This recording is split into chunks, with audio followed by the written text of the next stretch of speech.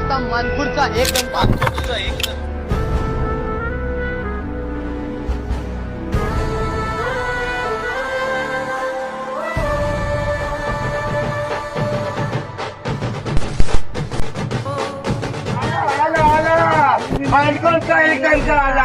भंडारा ह्यो भक्ती भावाचा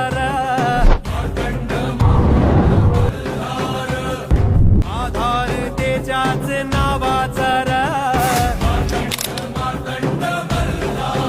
त्याचा डंका घुमे आज आभाळी माझा